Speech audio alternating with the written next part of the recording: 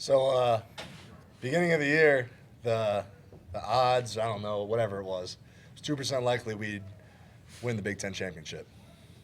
That was preseason predictions. I don't know how it works out, but you know, we believe in each other, we believe in ourselves, but there's always that little external motivation.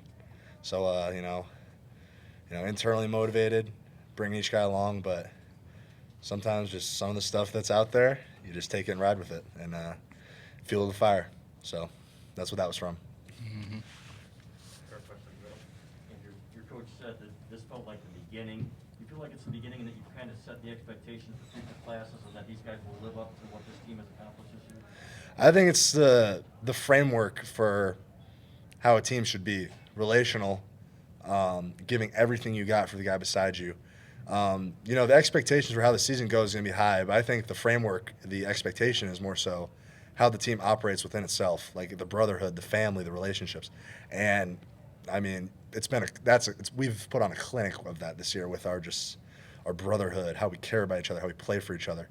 And obviously goals, like accomplishments, all that outside. I think the framework to accomplish all that is what I just talked about.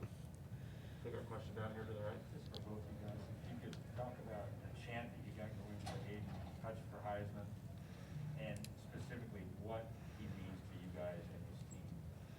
I think it's pretty self-explanatory. I think he deserves to be the Heisman Trophy winner, and he's showed out every week, been a game changer, and not just Saturdays. That guy puts it on the line every day in practice, every day in meetings, more dialed in, more committed, more dedicated than any guy I've ever been around. So, how can you not root for a guy like that, in our opinion, deserves it fully?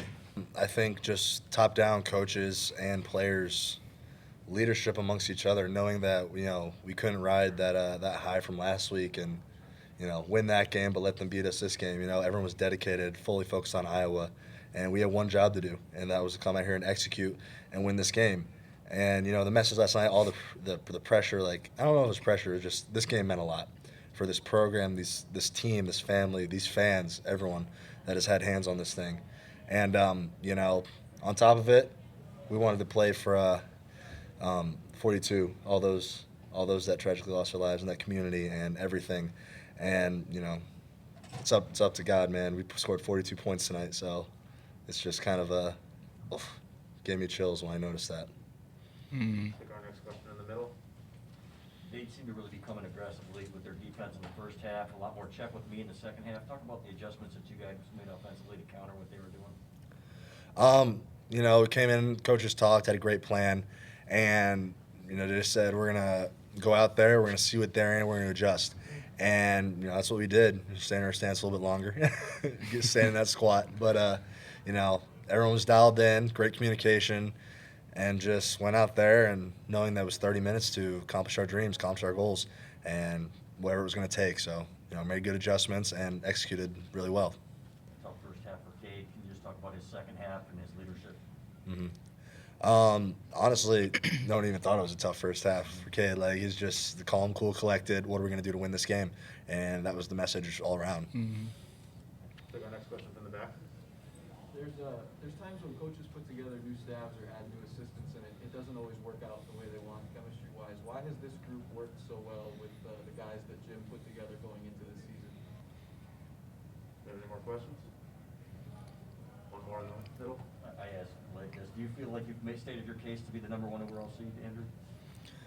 Hey, however it shakes down, we're just excited to go out and play more football. That's right. We'll take the last one from Dennis. For both you guys, this is before you got to school, but what went through your mind when you saw who's got it better than us, Spring in Paris and Rome and all that stuff? What went through your mind? I'm sure that attracted you maybe, but I mean, just talk about what went through your mind when you saw him come in and get the job. You want to sit down? The thing's heavy. You mean like before we all came here? Let's take the table down. I mean, shoot, I've been a Michigan fan since I was little.